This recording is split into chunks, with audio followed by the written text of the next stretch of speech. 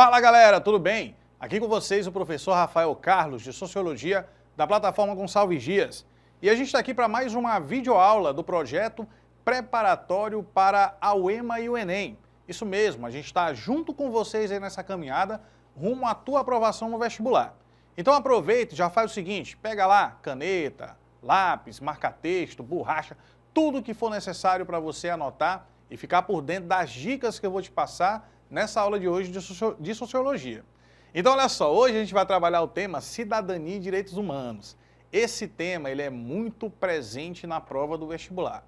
Tanto é que tanto o Enem quanto a UEMA recentemente abordaram questões sobre essa temática, cidadania e direitos humanos. Essa aqui é a primeira parte. Essa aula está dividida em duas partes. Então, para você não perder nada, fica sempre atento, fica sempre atenta, ligadinho, ligadinha na programação do preparatório, para você não perder nenhuma aula, ok? Então vamos lá, começando essa primeira aula sobre o tema cidadania e direitos humanos. A gente começa com uma questão que caiu no Enem. A gente vai ler junto aqui para poder responder também corretamente. Vamos lá. A criação do Sistema Único de Saúde, o SUS, que inclusive esteve em muita evidência nos últimos anos, por conta da vacinação, da pandemia do coronavírus, muito se falou sobre a importância do SUS, então é uma questão que versa sobre um tema que é atual também. Então vamos voltar para lá. A criação do SUS como uma política para todos. Opa, você aí logo na primeira frase, na primeira linha, você já destaca o SUS e destaca política para todos. O Sistema Único de Saúde é uma política para todos os cidadãos brasileiros terem acesso à saúde pública, que é um direito social, garantido pela Constituição. Vamos continuar a leitura? Constitui-se uma das mais importantes conquistas da sociedade brasileira no século XX. Então, olha só, a gente tem as seguintes informações. O SUS é uma política pública para todos e é uma das principais conquistas da sociedade brasileira no século XX. O SUS deve ser valorizado e defendido como um marco para a cidadania e o avanço civilizatório. Grifa, marco para a cidadania e o avanço civilizatório. A democracia, que é o nosso regime político, envolve um modelo de Estado no qual políticas protegem os cidadãos e reduzem as desigualdades. O SUS é uma diretriz que fortalece a cidadania, grifou, fortalece a cidadania e contribui para assegurar o exercício de direitos, grifou lá no final, exercício de direitos. O pluralismo político e o bem-estar como valores de uma sociedade fraterna, pluralista e sem preconceitos, conforme prevê a Constituição Federal de 88. E aí você sabe que tem que destacar o documento que é citado, a Constituição Federal de 88. Então, olha só, nesse texto você destacou algumas coisas importantes. SUS, política para todos, avanço da cidadania e também a Constituição Federal. São um dos pontos ali que eu pedi para você destacar. Essas são as ideias principais do texto. Agora a gente vai ler a pergunta, o comando da questão, para ver o que realmente vai ser perguntado sobre esse texto que a gente acabou de ler. Vamos lá. Segundo o texto, duas características, atenção, grifa, duas características da concepção da política pública analisada são: o SUS é uma política pública da área da saúde, que serve, portanto, para ser um direito acessível a todos, e ele está pedindo duas características dessa política pública. Vamos lá? Letra A. Paternalismo e filantropia. Paternalismo, visão de Estado paternalista é quando o Estado ou o governante é visto como um pai. É essa a ideia do SUS? A garantia de um direito constitucional faz parte do paternalismo? Está errado, né? E filantropia também não tem nada a ver com o que a gente leu. Liberalismo e meritocracia. Liberalismo, mais ou menos, mas meritocracia é a ideia do mérito. Quer dizer, então, que só merece, para você ser atendido pelo SUS, você tem que merecer? Ou basta você ser um cidadão brasileiro, que já tem os direitos previstos na Constituição? Então, não tem nada a ver com meritocracia, né? Tem a ver com o acesso democratizante aos direitos sociais, como a saúde, por exemplo. Letra B também, vamos descartar. Universalismo, o que é uma coisa universal? É aquilo que serve para todos. Uma das coisas que você destacou logo no começo da questão foi isso. Uma política para todos, então é universal. Igualitarismo, tratar todo cidadão de forma igual, tendo acesso a esse serviço público de saúde, que é o SUS. Faz sentido também? Faz sentido também. A letra C, por enquanto, é a nossa opção favorita. Letra D, nacionalismo e individualismo. Olha, se é um direito social, o acesso à saúde pública, então é muito mais relativo à coletividade do que ao individualismo. Então a letra D já está também errada. Letra E, revolucionarismo e coparticipação. Não é uma revolução, é um direito garantido pela Constituição dentro de um regime democrático que é o regime vigente no Brasil. Então não tem a ver com revolução, é a garantia de um direito. A letra E também não responde corretamente a pergunta, a gente fica com a letra C. Vamos dar uma olhada? Letra C é a nossa opção correta nessa primeira questão. Vamos então para a próxima, segunda questão sobre o tema cidadania e direitos humanos. Essa aqui caiu na UEMA, tá? A gente fez uma do Enem, agora uma da UEMA. No Brasil, os direitos humanos, você já destacou Brasil e vai destacar agora direitos humanos. São garantidos na Constituição Federal de 88. Aí você destaca também o documento, Constituição Federal de 88. O que pode ser considerado um grande avanço jurídico, já que o país conta com uma história marcada por episódios de graves desrespeitos a esses direitos, sobretudo no período do regime militar, que é um período anterior à redemocratização. Logo antes da Constituição, alguns anos antes, ainda vigorava o regime militar. Ele foi até 85 e a Constituição é de 88, marca ali a consolidação da volta da democracia ao Brasil. Continuando, a mais recente Constituição, que é a de 88, garante os direitos civis, políticos, econômicos, sociais e culturais dos nossos cidadãos.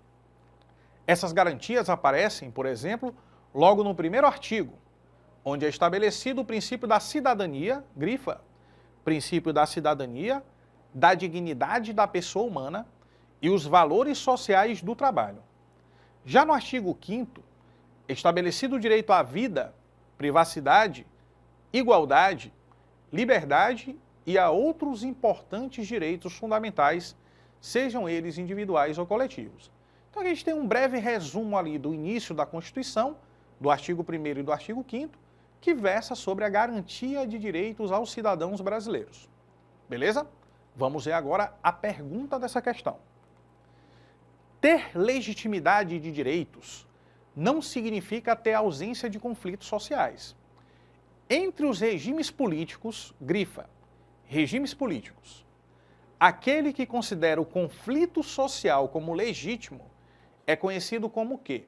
Qual regime político, inclusive que o Brasil também adota, que a Constituição do Brasil está embasando, que prevê a existência dos conflitos sociais, das opiniões contrárias, do contraditório? Que tipo de regime político abarca essa ideia? Letra A oligarquia. Será que é isso? Vamos ver se a gente tem uma opção melhor. Aristocracia. Também acho que não é ainda a nossa opção. Oligarquia é o governo de poucos, onde poucos se sucedem no poder. Aristocracia é um modelo político ali que existia na antiguidade também, né? Onde se tinha a ideia de que os melhores homens, os mais capacitados deveriam governar. Eu acho que não é bem isso. Tirânico. Tirânico é tirania, lembra ditadura. Eu acho que não é, é o contrário disso, na verdade, que é o regime que prevê a existência do conflito social, dos contraditórios como algo legítimo. Monarquia, depende do modelo de monarquia, né? Existem várias monarquias de modelos diferentes, algumas absolutistas, outras constitucionais. E aí a letra E traz democracia. Bom, de todos esses regimes políticos, aquele que melhor responde à pergunta, que vê o conflito social, a existência do contraditório, do contrário como legítimo, acredito que será a letra E, democracia.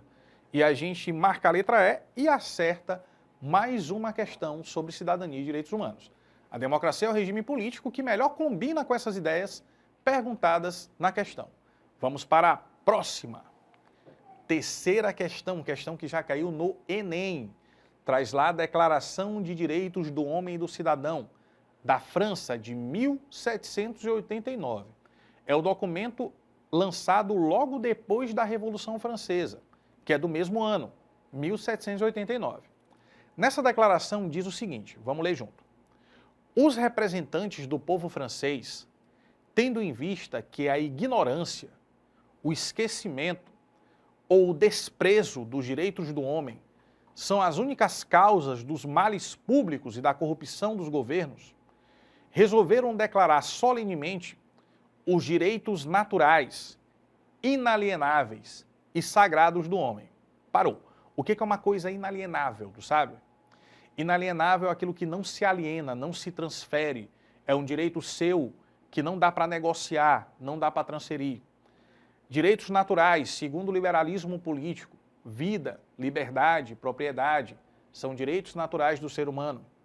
A fim de que esta declaração, sempre presente em todos os membros do corpo social, lhes lembre permanentemente seus direitos e deveres, a fim de que as reivindicações dos cidadãos, fundadas em princípios simples e incontestáveis, se dirijam sempre à conservação da Constituição e à felicidade geral. Temos ali um trecho da Declaração dos Direitos do Homem e do Cidadão, do século XVIII, 1789, e ela fala ali sobre os fundamentos da ideia da Revolução, da República Francesa e da garantia de direitos aos cidadãos. Vamos para a pergunta? A pergunta é, esse documento, elaborado no contexto da Revolução Francesa, reflete uma profunda mudança social, grifa, reflete profunda mudança social. Ao estabelecer o quê? O que esse documento estabelece, que a gente acabou de ler, que reflete uma profunda mudança na sociedade daquela época, na sociedade antes governada pelo antigo regime, pelas monarquias, e agora uma sociedade republicana, pós-revolucionária. Vamos ver. Letra A, manutenção das terras comunais. Se é uma mudança social, é porque algo está mudando. Manutenção é aquilo que continua igual, então nem faz sentido. A letra A é completamente o contrário do que pede a questão. Descarta. Letra B, supressão do poder constituinte. Ele fala sobre preservar a Constituição. Supressão significa redução, ou então aniquilamento. Não faz sentido, também é o contrário do que diz o texto. Falência da sociedade burguesa. Pelo contrário, a Revolução Francesa é responsável por promover a burguesia como elite da sociedade. É o início, na verdade, da burguesia como classe dominante. Então aqui não faz sentido. Paridade do tratamento jurídico. O que é paridade? Paridade é a ideia de igualdade. A ideia de que todos os cidadãos devem ser tratados juridicamente de forma igual. Faz sentido? Faz sentido. Por enquanto, a letra D é a nossa favorita. Letra E, abolição dos partidos políticos. Em algum momento fala sobre abolir partido? Nem fala sobre isso, né? Nem está no tema da questão. Então, a gente marca mesmo a letra D, a mudança social significativa que ocorre a partir desse documento e da Revolução é a tentativa de dar paridade ao tratamento jurídico entre, por exemplo, nobres e burgueses, coisa que não existia antes. Vamos ver se está correto? Letra D de dado, paridade do tratamento jurídico. Vamos para mais uma questão? Vamos lá? Enem.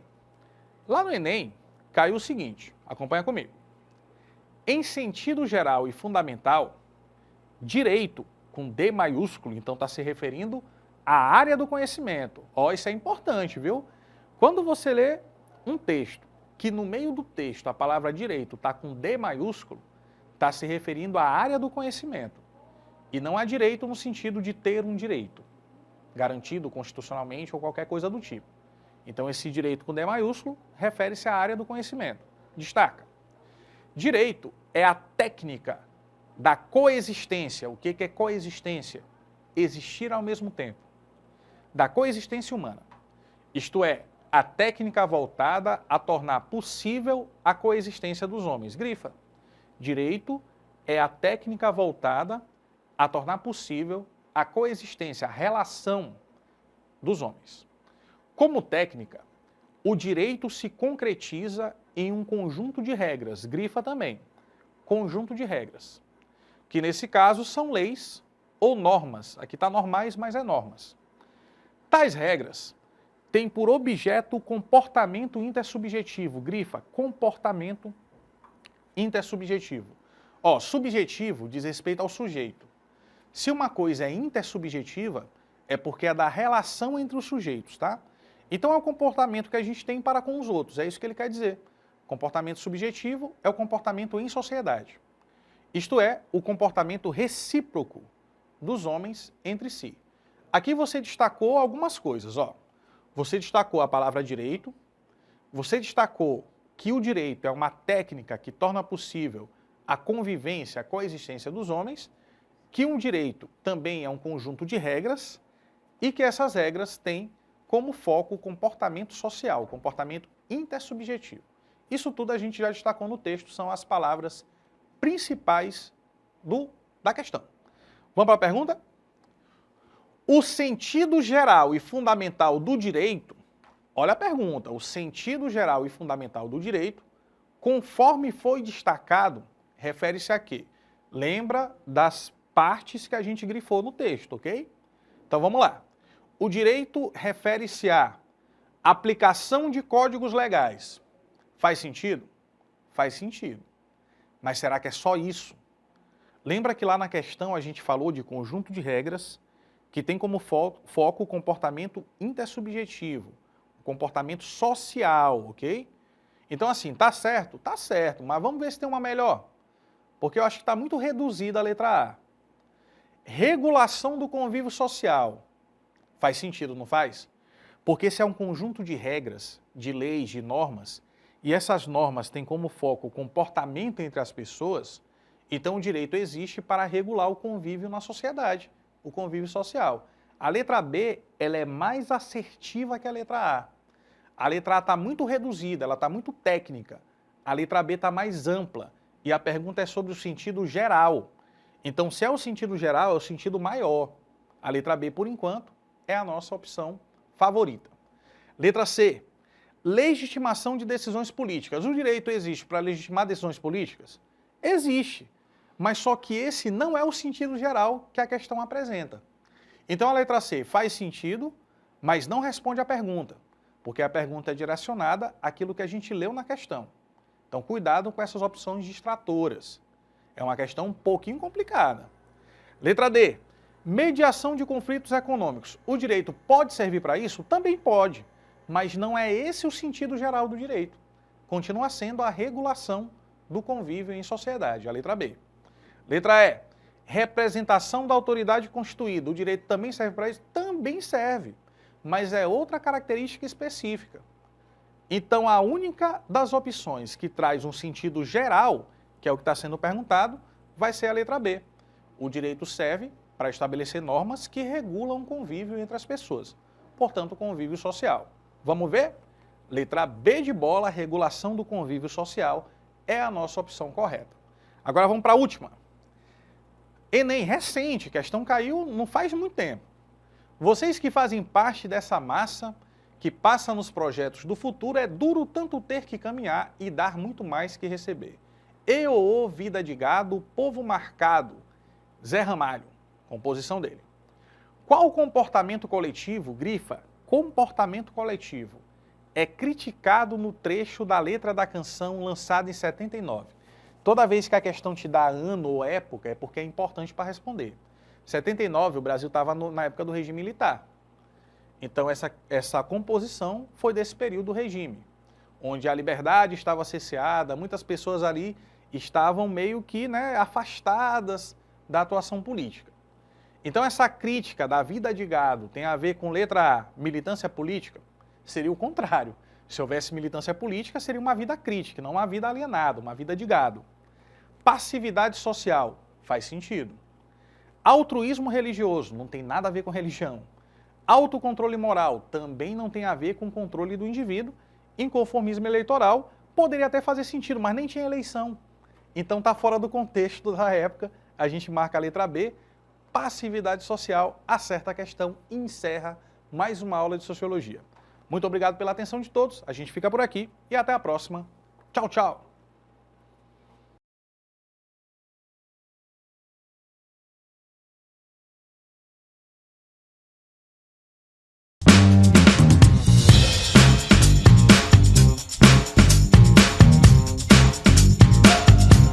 Fala galera, tudo bem com vocês? Aqui é o professor Rafael Carlos novamente em mais uma videoaula de Sociologia no nosso preparatório UEMA-ENEM. Exatamente, você sabe que a gente está junto aí nessa caminhada rumo à tua aprovação nos vestibulares. Então vamos aproveitar e a gente vai trabalhar hoje um assunto que é muito frequente, cai bastante tanto na UEMA quanto no ENEM. A gente está falando cidadania e direitos humanos, é sobre esse tema que a gente vai fazer algumas questões aí na aula de hoje. Lembrando que essa é a segunda parte, é a segunda videoaula sobre esse conteúdo. A primeira videoaula a gente já fez ali 5 questões e hoje eu vou trazer mais também algumas questões para a gente reforçar, né, essa parte aí de um tema que é muito importante e que é muito possível também de cair novamente no vestibular.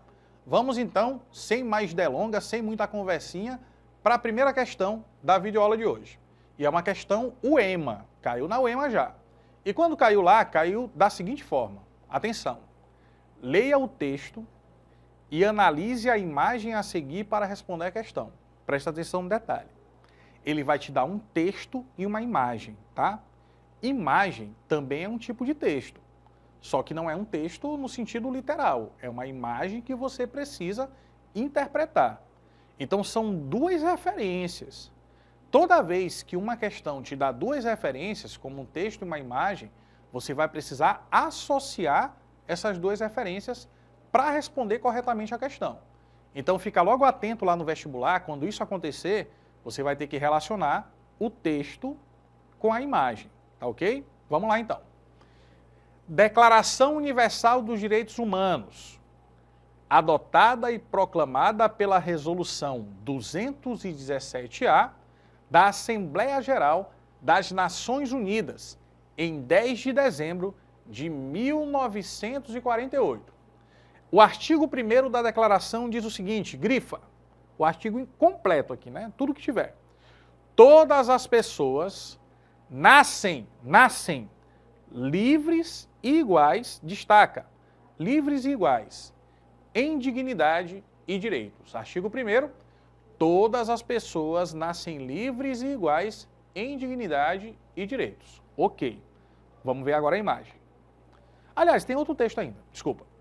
Os direitos humanos são valores universais e inegociáveis. Grifa, valores universais e inegociáveis, que visam ao respeito mútuo. Todavia, ao relacionar a Declaração Universal dos Direitos Humanos, o texto, com a imagem de pessoas em situação de rua, essa imagem aqui, abaixo, verifica-se que, atenção, você vai precisar fazer uma relação entre o texto que a gente leu, o artigo 1º da Declaração Universal dos Direitos Humanos e a imagem das pessoas em situação de rua, ok? Vamos lá. Verifica-se o quê? Letra A. A imposição de direitos individuais não é uma determinação social, mas fruto de governos anárquicos. Gente, tem tanta coisa errada na letra A que eu nem sei por onde eu começo. Eu vou começar do final. Governos anárquicos. Não faz sentido.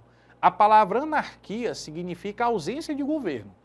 Não existe governo anárquico. Ou existe governo ou existe anarquia. Já está errado aí. Outra coisa, imposição de direitos individuais. A gente está falando de direitos humanos, que são direitos para todas as pessoas. Se é para todo, não é individual, é coletivo. Tá? Então já está errado também. Não tem a mínima condição da letra A ser a opção correta. Pode descartar. Letra B. A legalização de direitos humanos significa dizer que direitos humanos eram ilegais? Como assim? Nem sempre contribui para o aprimoramento da desigualdade. Meu Deus do céu, está tudo errado de novo. Como é que os direitos humanos vão contribuir para aprimorar a desigualdade? Não faz sentido. Se fosse aprimorar a igualdade, tudo bem. Então a letra B também não tem a mínima condição. A letra A e B, você não marca de jeito nenhum. Letra C, manifestação de direitos legais não se evidencia na sociedade contemporânea. Aí exagerou. Não é porque existem pessoas em situação de rua que quer dizer que de forma nenhuma se evidencia os direitos, né, ou a manifestação de tais direitos na sociedade contemporânea. Existem pessoas que estão excluídas ou que não têm condição de usufruir dos direitos, mas tem outras que têm. Então aí a letra C peca pelo exagero. A letra C já extrapolou o conteúdo que a gente leu na questão. Letra D.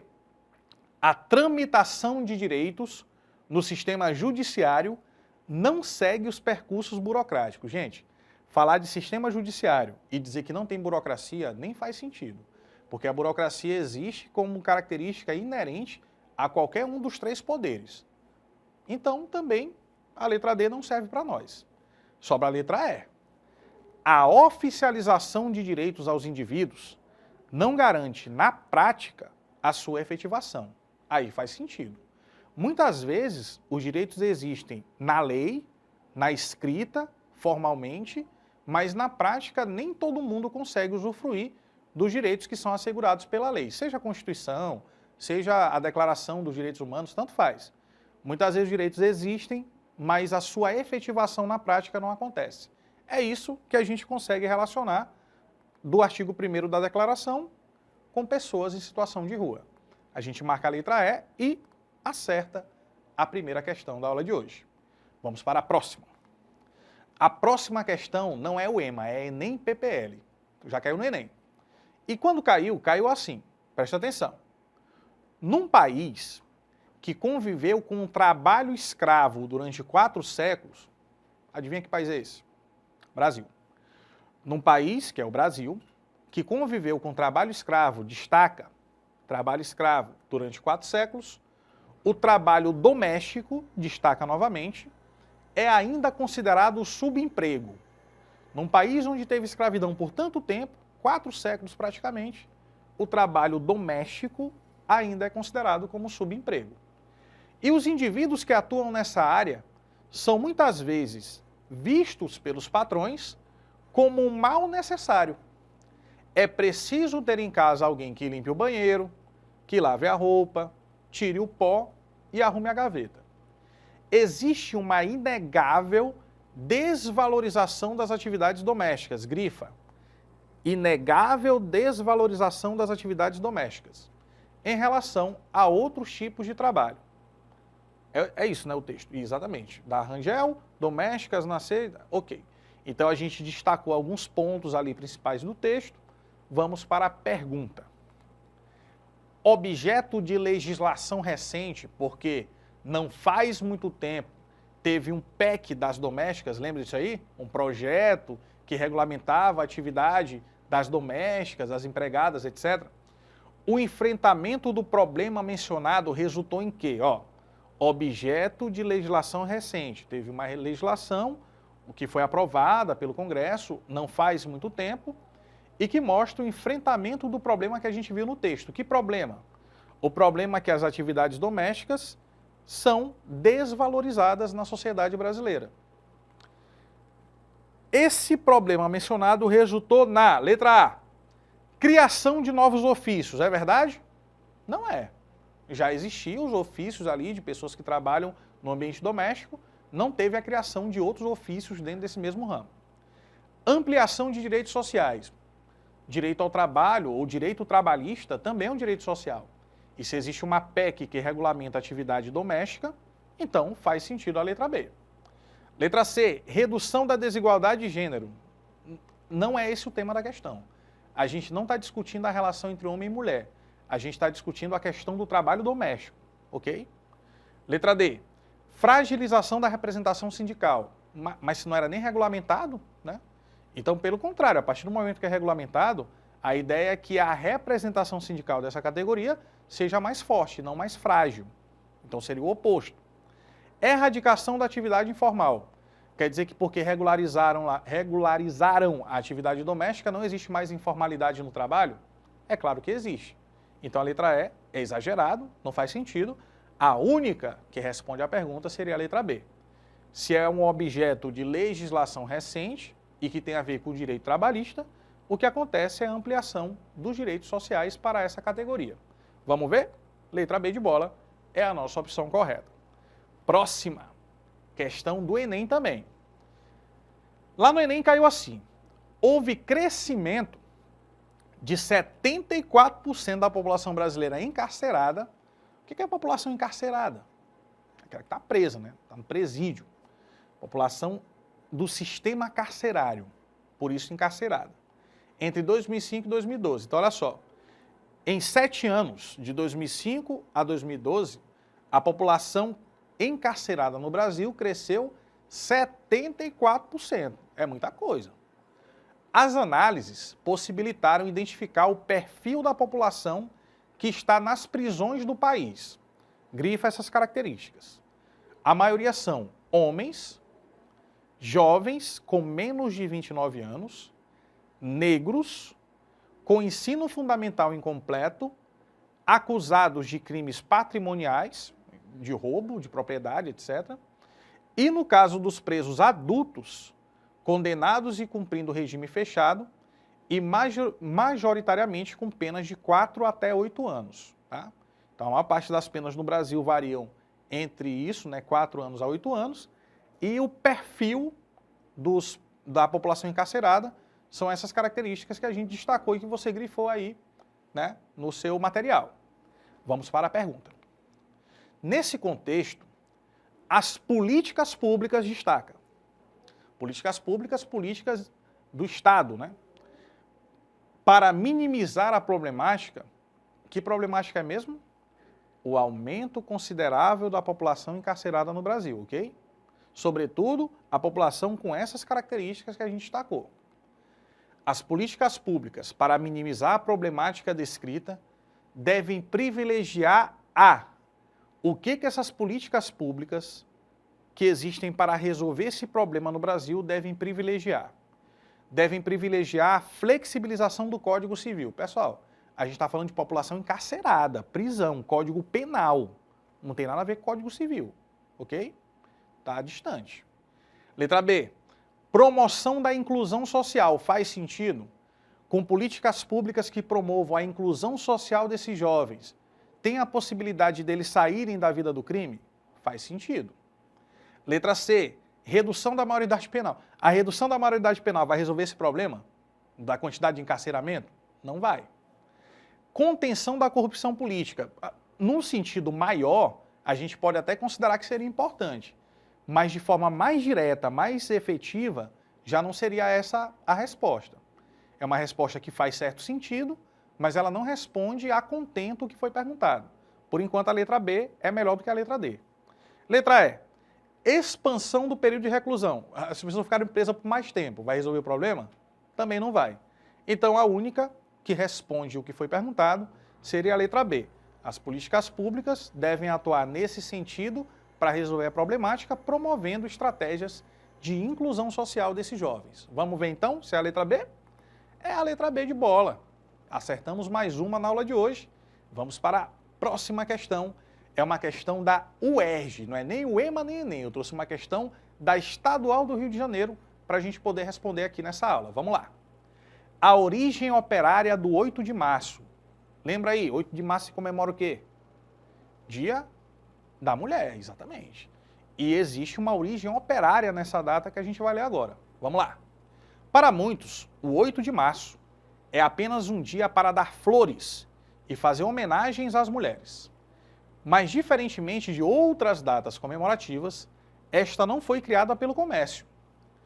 Oficializado pela Organização das Nações Unidas em 1975, o chamado Dia Internacional da Mulher era celebrado muito tempo antes, desde o início do século XX.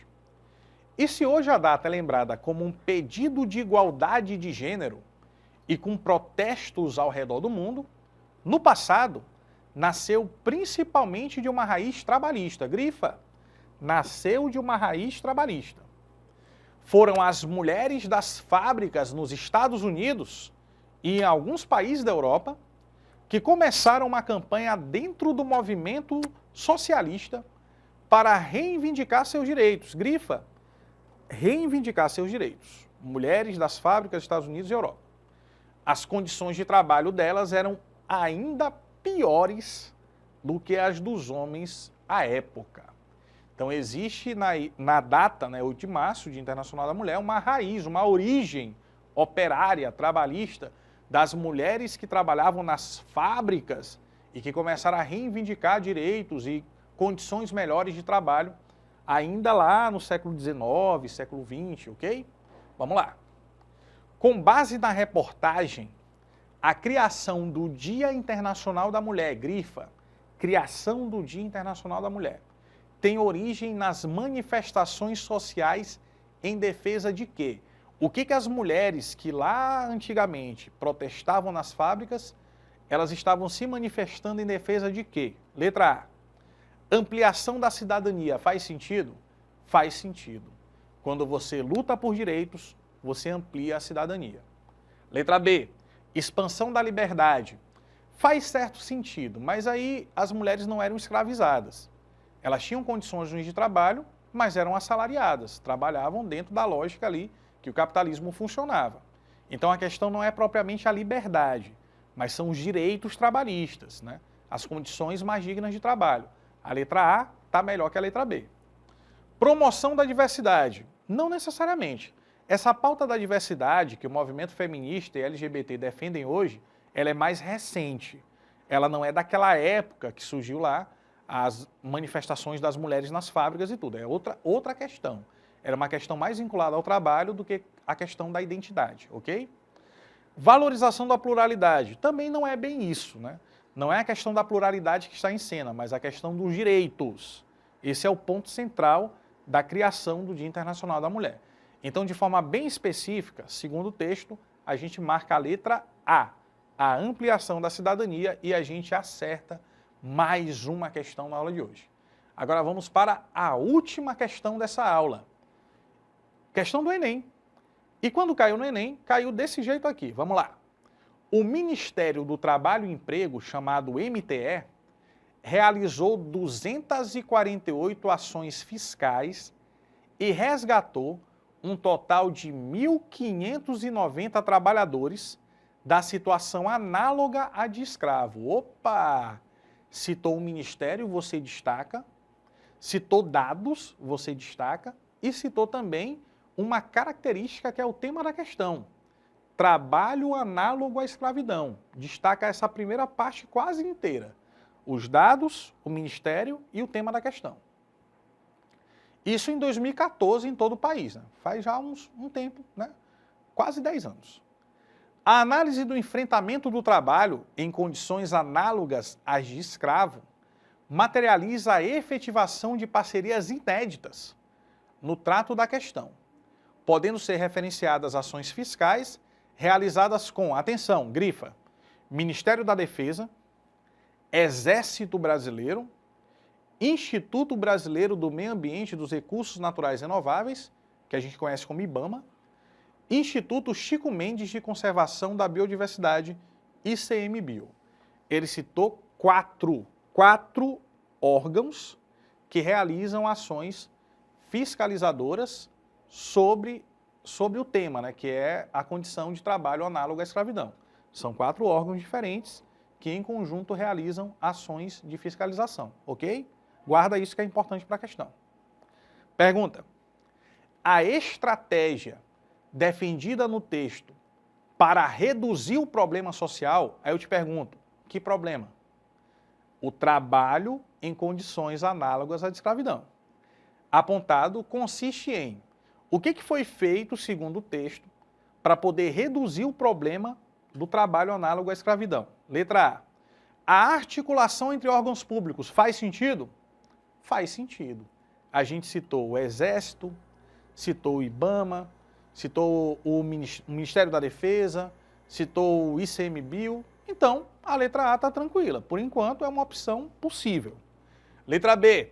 Pressionar o Poder Legislativo. Bom, faz sentido, mas só que não está no texto, né? A gente vai responder de acordo com o texto. Por enquanto, a letra A. Ampliar a emissão de multas. Poderia ser uma possibilidade, mas o texto nem traz essa ideia. Traz o que está na letra A, articulação de órgãos públicos. Limitar a autonomia das empresas. Não, a questão não tem nada a ver com empresa. A questão é o trabalho análogo à escravidão. A empresa contrata, ela legaliza o trabalho do seu funcionário. Não faz sentido a letra D. Financiar a pesquisa acadêmica seria importante? Também seria. Mas o texto traz a letra A, a articulação entre diferentes órgãos públicos. A gente marca a letra A e acerta essa última questão. A gente fica por aqui em mais uma aula de Sociologia. Muito obrigado pela atenção de todos e até a próxima. Tchau, tchau.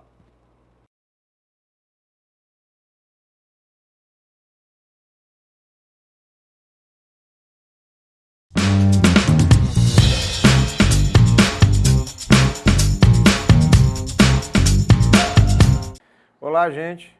Professor Marcos Domingos, professor de arte. Vamos continuar nossa revisão para o Enem e para a UEMA, pais. Professor, não cai arte na UEMA. Pois é, essa conversa é a mesma que eu escuto todo o tempo. Só tem um detalhe, nós estamos no centenário da Semana de Arte Moderna. E Semana de Arte Moderna não é um assunto somente de arte. Resultado disso, garanto a vocês, Semana de Arte Moderna vai despencar em todos os vestibulares. Não posso garantir para vocês na UEMA, mas é um assunto extremamente importante, extremamente em vigência.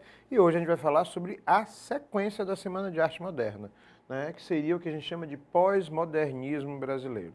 Bom, quando a gente fala de pós-modernismo brasileiro, parece uma nomenclatura onde você divide o que aconteceu no modernismo brasileiro, ou pontualmente na Semana de Arte Moderna, e o que veio depois.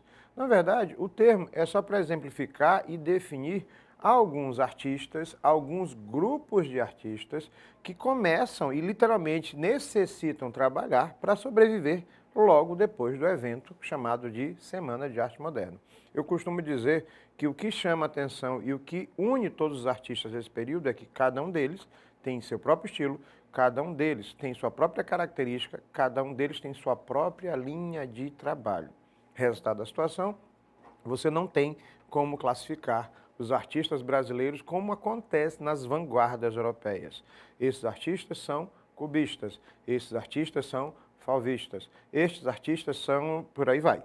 O que você pode fazer? Você pode dizer claramente, a partir da obra individual desses artistas, né, como cada um deles tem influência. Exemplo, em questão aqui, uma pessoa pouco conhecida da nossa arte brasileira, Cândido Portinari. Cândido Portinari é uma das figuras mais proeminentes, tem até uma exposição atualmente dele, né, no Rio de Janeiro, não, São Paulo, perdão, aliás, no Brasil inteiro, mas a que me chamou mais a atenção agora foi a de São Paulo, que é o que a gente chama de exposição imersiva. Atenção a esse nome, porque eu ainda vou falar sobre isso em arte contemporânea, mas a gente pode adiantar. É uma exposição onde você usa as obras do artista, que não precisam estar presentes, elas podem vir na forma de imagens, interações, recursos multimídias, audiovisual, salões interativos e assim por diante. Isso é como se você estivesse dentro de uma sala gigantesca com imagens da obra de Cândido Portinari, criando uma série de sensações. É uma mistura da arte contemporânea com a arte moderna. Professor, mas quem foi Cândido Portinari? Ele participou da Semana de Arte Moderna? Ele esteve presente com alguma obra? Ele tem importância para a arte brasileira e literatura brasileira? Sim. Eu vou deixar essas questões para vocês pesquisarem e, mais ainda, ir em busca de aulas pontuais sobre isso. A gente tem na plataforma Gonçalves Dias, corre lá, que é extremamente importante. E, mais ainda, entender que a obra do Portinari não é somente uma obra de um artista isolado. A obra dele está associada diretamente à história do Brasil, ao aspecto político-social brasileiro, à forma como o Brasil vai desenvolvendo no século XX. Então, ele não é o único. Os artistas considerados pós-modernistas, eles são, na verdade, a sequência óbvia, natural e lógica para que a Semana de Arte Moderna não fosse um evento isolado. Passou. Não. Na verdade, a Semana de Arte Moderna é o ponto de partida e os artistas do pós-modernismo, artistas / grupos pós-modernistas. Professor, grupos pós-modernistas? Sim. porque alguns desses artistas não conseguiam, inclusive, sobreviver sozinho. É o caso, por exemplo, de um que eu vou falar aqui, que fazia parte de um grupo chamado Santa Helena. Alfredo Volpi, Cândido Portinari, Cícero Dias e outros artistas que a gente vai citar aqui não são os únicos. Alguns deles são figuras carimbadas do Enem e de vários vestibulares do Brasil. Por quê? Você fala a obra, por exemplo, do Portinari, Café, você não está falando só de um quadro que foi criado por ele, você está falando de um período da história brasileira onde a produção de café era muito grande. E aí o Portinari vai e documenta isso sobre a visão dele. Eu tenho aqui um processo de historiografia onde a imagem e o tema estão associados literalmente com o aspecto sociocultural. Então, a obra do Portinari é de extrema importância. Ele é um dos artistas mais conhecidos no que trata de muralismo. Muralismo. Professor, o que é muralismo? Corre lá na rua e vê se você acha algum grafite, algum muro, parede externo. Pois é, o Portinari já fazia isso no início do século XX. E é um dos muralistas mais conhecidos do mundo inteiro e respeitados. Né? Tem painéis dele que são espalhados pelo mundo inteiro. Então vamos à questão. Observando e analisando a obra Café, ao lado do pintor Cândido Portinari, que nasceu na cidade de Brodowski, em 1903, concluímos que isso é interessante perceber que ele nasceu em 1903. A Semana de Arte Moderna foi em 1922. Quando a Semana de Arte Moderna aconteceu, o Portinari só tinha 19 anos e ele ainda era estudante da Academia de Belas Artes. Ah, entendi. Talvez o trabalho dele não fosse conhecido o suficiente, ele talvez não fizesse parte do grupinho dos modernistas, mas ele era ainda muito jovem nesse caso. Aí fica fácil entender, o que não quer dizer que a obra dele não tornou-se importante nas décadas que vêm a seguir. Então, concluímos que Portinari representou em seus quadros muitos problemas sociais do Brasil da sua época. O quadro anterior, como eu citei a vocês, Café, faz uma representação exagerada dos pés e das mãos dos trabalhadores. Vou voltar aqui para vocês prestarem atenção. As mãos e os pés são propositalmente maiores. Tal exagero cumpre a função de sugerir que os trabalhadores usavam muita força física no trabalho e eram explorados.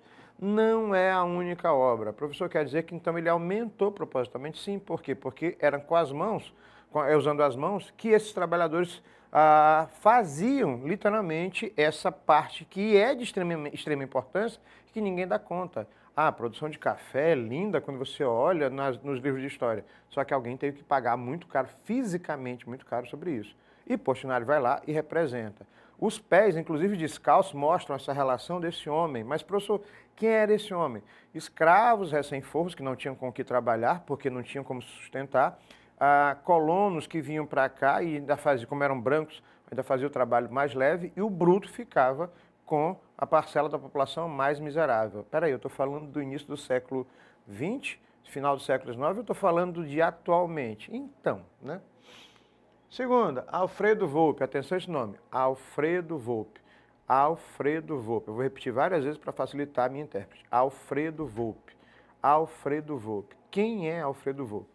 Tem um segmento completo, um andar inteiro do Museu de Arte de São Paulo, o MASP, para Alfredo Volpi neste exato momento.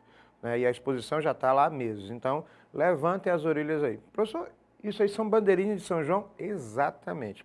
Alfredo Volpi foi um pintor que não nasceu no Brasil, mas praticamente é brasileiro. Ele veio para cá, da Itália para cá com a família, nessa situação de êxodo da Europa em busca de novas terras, a família no caso, em busca de novas oportunidades, e ele aporta em São Paulo. De origem extremamente humilde, Volpi foi pintor de paredes, trabalhou como pedreiro, entre outras coisas, profissões mais simples. Até que ele se juntou com outros artistas que tinham características similares, que não conseguiam frequentar a Escola de Belas Artes, que muitas vezes são chamados de autodidatas, mas aí tem muitas questões a se pensar, mas que Por causa das necessidades de sobrevivência, esse grupo se junta e se autodenomina Grupo Santa Helena, que era um prédio que existia na Avenida Paulista até os anos 60, que foi demolido, né? Hoje esse prédio não existe mais. Resultado da situação, esse Grupo Santa Helena, ele começa a mudar a cara da arte no país através de técnicas que, ora, simplórias, que resolviam os problemas temporários, mas também, inclusive, de materiais. Por exemplo, para fazer tinta, ele mesmo fazia a tinta da maneira mais simples, sem ter que comprar tinta.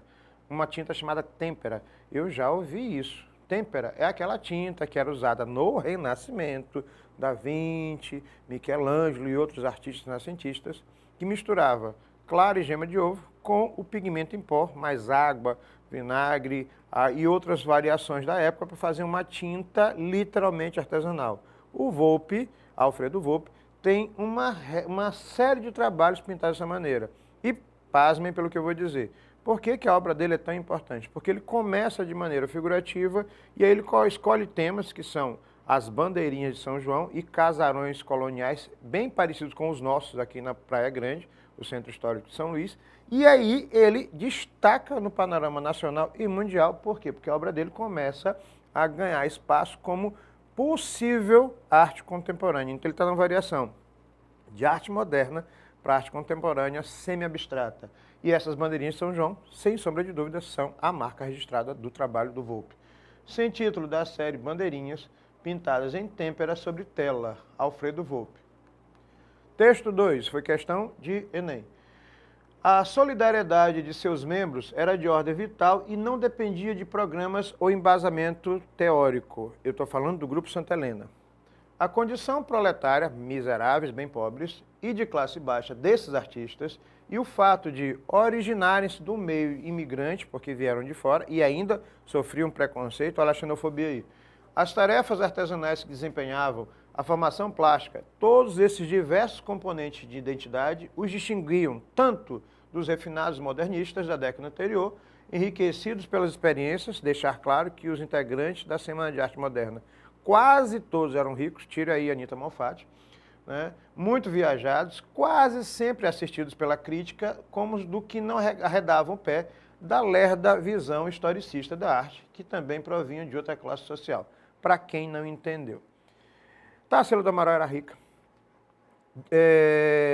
Oswaldo de Andrade era rico, o Mário de Andrade era remediado, Paulo Prado era bilionário.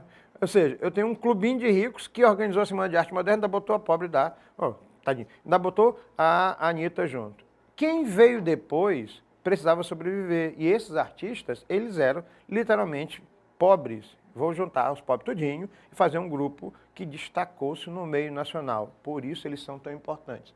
Com base no texto 1, a obra do Volpi, e no texto 2, sobre a história do Volpi, a gente pode afirmar que as obras desses artistas demonstram uma preocupação com a fatura e os procedimentos técnicos pictóricos favorecidos pelo ofício artesanal que exercia. Professor, não entendi nada.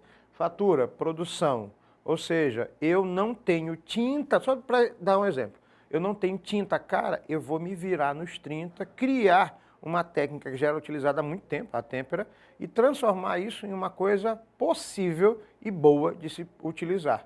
Então, na adversidade, eles criam novas estruturas e ultrapassam os limites da genialidade. É por isso que Alfredo Volpi é tão importante. Novamente, Cândido Portinari. Cândido Portinari, nascido em 1903, em uma fazenda de café em Brodowski, daí muitas das obras dele têm essa visão, no interior do estado de São Paulo, é um dos ícones das artes visuais do Brasil e no mundo. Sua vasta e variada obra é um dos valiosos patrimônios da cultura brasileira. Alfredo Volpi, Cândido Portinari é um nome reconhecido internacionalmente. Tem até perfume com o nome dele, se eu não me engano. A seguir são apresentadas pinturas desse grande artista. Nessa série de pinturas apresentadas de Portinari, vamos lá. Primeiro, Menino no Balanço. Segundo, Menino com Estilingue. Terceiro, Menino soltando pipa. Quarto, Menino brincando. Quinto, Menino pulando carniça. São brincadeiras infantis e alguns de vocês mal sabem o que são, né? A do balanço, até adulto não resiste a isso aqui. Bote um balanço e vai ver adulto fazendo, voltando à infância, literalmente. Estilingue, a gente chama aqui no estado do Maranhão de baladeira, né? E isso quase não se vê hoje, até por uma série de riscos. Pipa, papagaio, pandorga ou outros nomes que a gente tem, curica, que são nomes comuns no Brasil inteiro, ainda é uma brincadeira que atualmente o pessoal diz que gourmetizou, né? Ficou um pouco mais chique. Mas ainda é comum aqui no estado do Maranhão, em bairros mais simples, você vê menino correndo, feito doido, atrás de papagaios e pipas. 4, menino brincando. O normal que seria o que já não acontece. Você não vê nas ruas da cidade de São Luís crianças brincando na rua como há 20, 30, 40, 80 anos atrás. E o último, pulando carniça. Professor, o que é pular carniça? Um se abaixa, o outro vem, pula por cima e aí continua até tu morrer de cansaço. Isso é brincadeira de menino, que a gente tem que fazer, né? Tem gente adulta que faz isso, né? A pessoa está rindo aqui porque eu já identifiquei 2. Então a gente pode dizer o seguinte: valoriza o folclore brasileiro com a representação de tradicionais brincadeiras infantis que já não acontecem mais como antes. Tanto é que existem locais específicos atualmente, estou falando de um aspecto social. Os artistas contemporâneos vão pintar essas brincadeiras infantis atuais de maneira muito diferente do que se pintava 20, 30, 40, 80 anos atrás. Ou seja, a obra do Portinari é literalmente um registro de um período onde havia não só salubridade para essas brincadeiras, mas também uma ingenuidade e liberdade e segurança de você fazer isso nas ruas. Eu ainda tive muitos momentos de brincadeiras no meio da rua até 9, 10 horas da noite. Hoje, nenhum de nós como pai, nem vocês mesmos como criança ou adolescente conseguem se sentir seguros na rua de fazer esse tipo de situação, por uma série de motivos. Hélio Oiticica, atenção esse nome, nomezinho também querido no Enem e em outros vestibulares do Brasil. Da série Meta-Esquemas, Hélio Oiticica, que já começa a plantar do modernismo, ou pós-modernismo, para a arte contemporânea. Hélio Oiticica inicia sua carreira artística ainda jovem, aos 18 anos, lá pelos anos 50, com o grupo Frente, coletivo construtivista que integrava artistas importantes como Serpa, Lígia Clark e Lígia Pape, ou Pape. Atenção a esses nomes.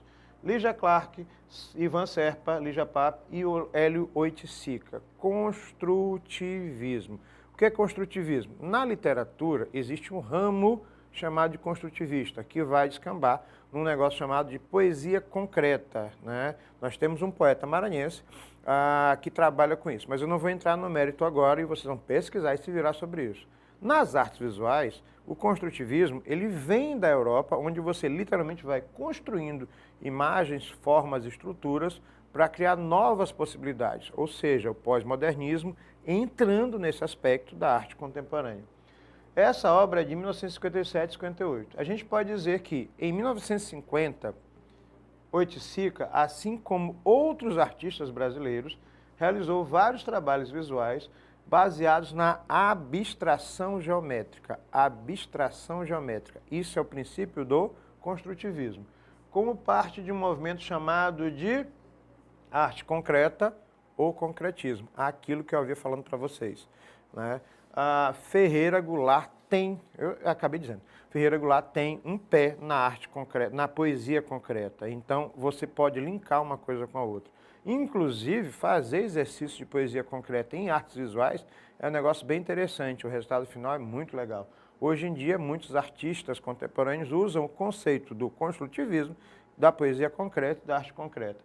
Esse movimento pregava que a arte deveria ser feita com base apenas nos elementos visuais, formas, cores, linhas, ou seja, é como se eu estivesse fazendo o exercício com crianças, esperando que eles fizessem literalmente, intuitivamente, o natural que uma criança faz, e transformasse isso em uma sequência de formas e cores, beleza? Próxima, Oswaldo Goede, atenção aos nomes que eu falei, Cândido Portinari, Hélio Oiticica, Lígia Clark, Cícero Dias, esses nomes são muito importantes porque eles contam a história do Brasil de várias maneiras entre os anos de 1922, a Semana de Arte Moderna, até os anos 60, que é quando a gente tem mais ou menos ali o boom da arte contemporânea. Então, é o que a gente chama de pós-modernismo, é essa evolução do que veio da Semana de Arte Moderna. Oswaldo Goede, a questão do Enem de 2017, texto 1, sem título, em bico de pena, do Goede. Goede ele era um artista que fazia xilogravuras. O que são xilogravuras? Lembra aquelas capinhas de literatura de cordel, que inclusive já geraram novelas em redes de emissoras por aí, né, que elas são feitas em uma cor normalmente. A gente tem um Ayrton Marinho aqui em São Luís que faz em várias cores. É único e maravilhoso, e é maranhense, né? Ele fala sobre a miserabilidade naquele período, isso em 1940, preste atenção na situação. Alguém morrendo na rua, 1940, e alguém tirando foto.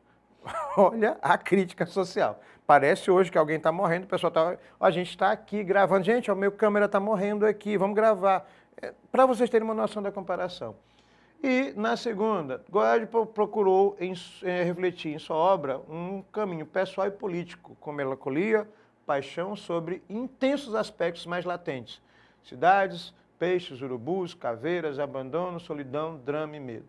Gravador, xilogravador, Goethe recebeu influência de um movimento artístico europeu do século XX, que apresenta características nos traços de qual obra? A primeira, Sonho de Desarranjo, a segunda, Bailarina Deitada, a terceira, Mineiro, do Diego Rivera, a primeira do Kubin, expressionista, a segunda do Matisse, o terceiro de Picasso, um autor do teatro chamado Stanislavski, e o último, Magritte. Qual dessas obras o Goethe tem influência direta? Expressionismo, não dá para você fugir disso. Então, o Sonho de Desarranjo do Kubin, que é expressionista, é a base da obra dele. Pesquisem mais sobre o pós-modernismo brasileiro. Professor Marcos Dominici, professor de arte. Um abraço. Fui.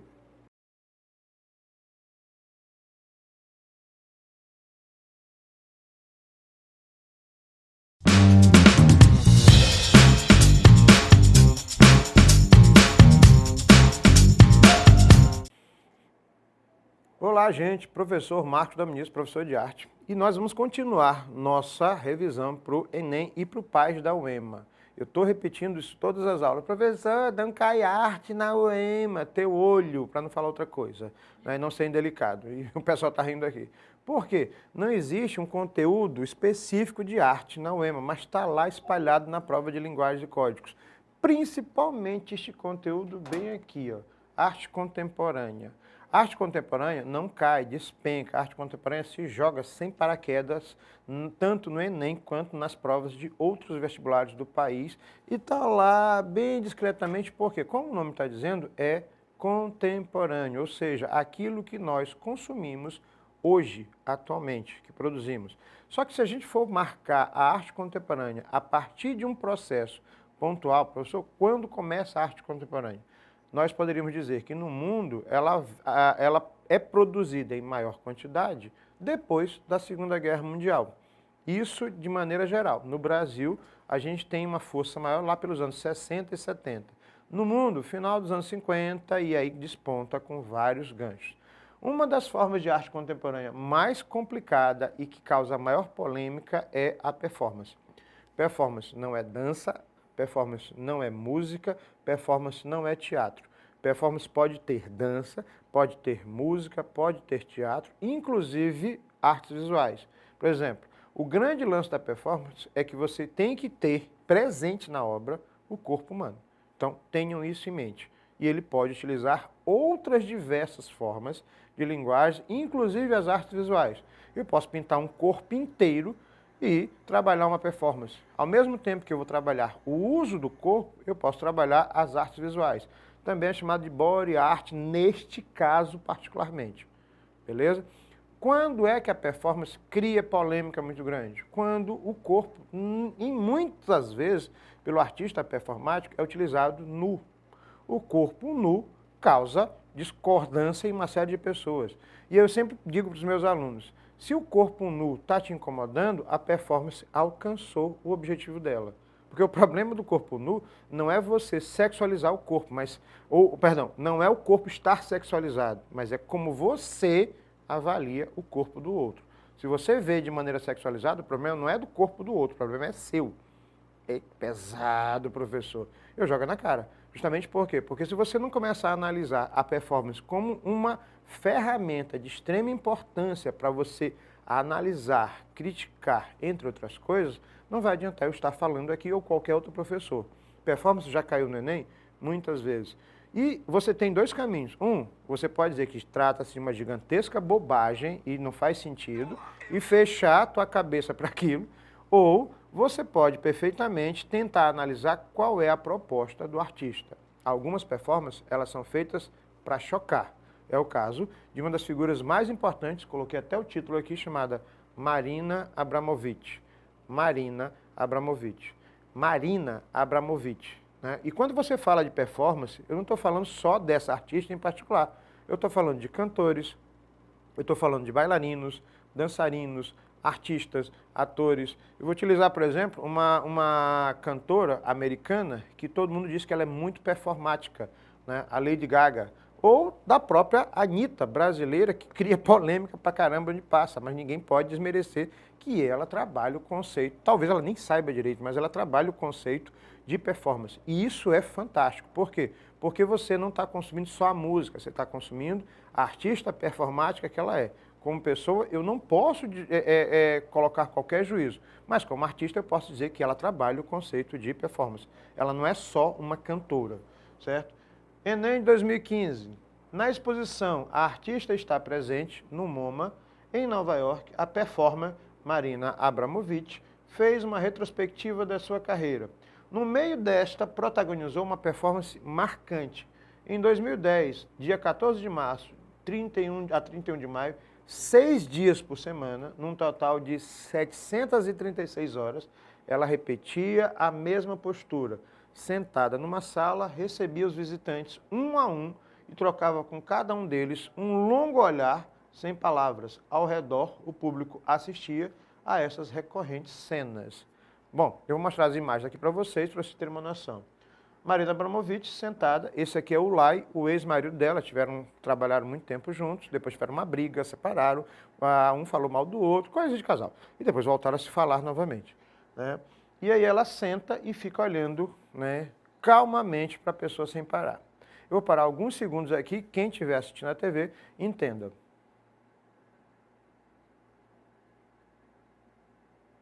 A TV de vocês não está com problema. Por quê? Porque se eu passasse o tempo todo aqui, meu chefe me estrangulava. Cadê a aula? Você já prestou atenção como é incômodo alguém que para e fica quieto, te olhando durante muito tempo? Você fica intimidado. A pessoa te intimida simplesmente com a postura passiva dela.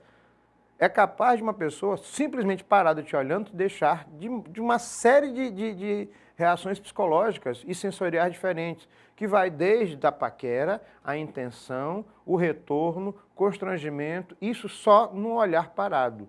Agora imagina você sentar em frente a ela, uma artista, imagina que você está sentando em frente ao teu ídolo do futebol, ao teu ídolo da música, ao teu ídolo do teatro, do cinema, a pessoa para e não fala nada e fica só te olhando, simplesmente encarando com os olhos. O professor morria, o professor ia em cima, você ia, a pessoa não. Ou seja, as relações pessoais são muito interessantes quando você começa a entender que a performance não é uma obra onde você tenha tudo escrito, é uma obra para você ir construindo na hora que você está lá. Quando você documenta a performance, ela pode ser vídeo performance, mas na hora ela só é feita naquele momento e cada obra, cada momento tem uma relação diferente com o espectador.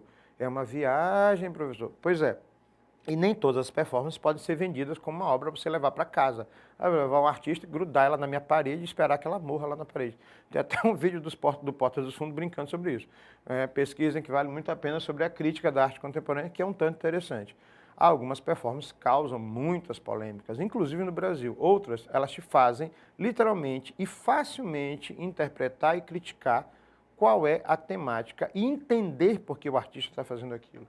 Então a gente pode dizer o seguinte, o texto apresenta a obra da Marina Abramović, cuja performance se alinha a tendências contemporâneas e se caracteriza por negociação colaborativa de sentidos entre o artista e a pessoa com quem interage, né? Pronto, eu acabei de explicar, reforçar o que eu já tinha explicado antes. Na hora que você encara alguém de frente, na hora que você olha com os olhos, muitas civilizações costumam dizer, e artistas também, que os olhos são a janela da alma, mas também com os olhos você consegue identificar quando uma pessoa mente, quando ela diz a verdade, quando ela está interessada em você, quando ela é gentil, quando ela é doce, quando ela está com raiva de você. Ou seja, os teus olhos falam, e falam muito. E o teu corpo fala e fala muito. É justamente nisso que a performance bate. Eu vou utilizar o corpo para falar, muitas vezes sem utilizar palavras. Se você quiser achar uma bobagem, isso é literalmente limitação da tua percepção, né? Não vou chamar de outra coisa porque a vontade é muito grande. E aí vem aquela situação que muitos de vocês costumam dizer por preconceito simples. Professor, isso é arte? Tu não é crítico de arte para avaliar o trabalho de ninguém, certo? Então, entenda que a performance ela tem um objetivo. Se eu não consigo entender, a pergunta correta não é isso é arte? Professor, eu não entendi qual é a proposta do artista. Essa é a pergunta correta. Instalação. Bom, eu botei uma das obras mais complicadas e falei aqui na sala. Esta vaca já foi um ser vivo há um determinado tempo. A vaca morreu e empalharam o corpo da vaca. Cortaram a vaca em vários pedaços e depois colocaram em blocos de silicone acrílico. Professor, que absurdo! Meu Deus, que horrível! É tão horrível quanto você matar a vaca para comer, né? É tão horrível, até comentei essa semana com os alunos. Algum dia você já teve a péssima oportunidade de ver um porco sendo abatido para servir de presunto, ou pernil, ou qualquer coisa que seja, costelinha, torresmo, adoro torresmo, né? Torresmo. Pois é, na hora que você está comendo torresmo, você não pensa literalmente, é um grito tão doloroso que eu já ouvi, e é uma das piores experiências que eu já tive na vida, um porco sendo abatido. Eu nunca vi uma vaca ou um boi sendo abatido, mas na hora eu não estou preocupado com o sofrimento daquela criatura, e eu não vou entrar no mérito da questão. Então alguém se dói porque a vaca morta foi colocada como uma obra à disposição, mas não está pensando literalmente como aquele bife chega na tua casa. Né? Vamos pensar sobre isso? Então, a obra de 2020 fala sobre isso. Instalação. O que é uma instalação? É uma obra que você não precisa saber pintar, desenhar ou esculpir. Você monta a obra com qualquer material que seja, inclusive recursos multimídias, para criar a ideia da tua transposição de pensamentos, críticas, entre outras coisas. Eu posso utilizar uma vaca empalhada. Isso é uma instalação. Se normalmente quando ela está no ambiente interno é uma instalação, quando ela parte para o ambiente externo, ela passa a ser chamada de intervenção, que pode também ser arte urbana, e aí gente em outros ganchos. Mother and Child, de Damien Hirst, né? Bezerro dividido em duas partes. Vidro, aço pintado, silicone, acrílico, monofilamento, aço inoxidável, bezerro, solução de formaldeíde. Isso causou uma polêmica gigantesca. Em que ponto a arte tem limites? Bom, o objetivo do artista, do Hirst, era justamente perguntar: o que é arte? Por que isso te incomoda tanto? É hipocrisia você falar da vaca empalhada e não falar dela ser abatida? Caramba, isso te leva a uma série de questionamentos. O objetivo da instalação, assim como a performance e da arte contemporânea, é te obrigar a pensar. Por que ela te incomoda tanto assim? Então tira as vacas, você vai ser ativista de movimentos dos animais, né? E aí você é colocado a pensar em vários níveis que você não tinha antes. Texto 2. O grupo Jovens Artistas Britânicos, que surgiu no final dos anos 80, possui obras diversificadas que incluem fotografias, instalações, pinturas e carcaças desmembradas. Mas não são os primeiros não, deixar claro isso. O trabalho desses artistas chamou a atenção no final do período de recessão, por utilizar materiais incomuns, como esterco de elefantes, sangue e legumes, o que expressava detritos da vida e uma atmosfera de niilismo temperada por um humor modais, né? Assistam na plataforma Gonçalves Dias uma aula sobre o estranho e o singular. A gente trabalha muito essa situação. Agora, quando você questiona como é que alguém coloca uma vaca, se questione também que para que você se alimente, você tem que matar. É uma forma bem interessante e simplória de você reproduzir o conceito da lei da sobrevivência. E eles questionam isso. A ideia é o seguinte: frutífero arsenal de materiais e formas que se relacionam com objetos construídos. O nome desse item em particular chama ready-made, quando um objeto ou alguma coisa toma uma outra forma com conceito artístico. Volta, por exemplo, na fonte, aquele vaso sanitário do Duchamp. Eu até comentei aqui em sala de aula, não tem nada contra os jogadores que eu vou citar.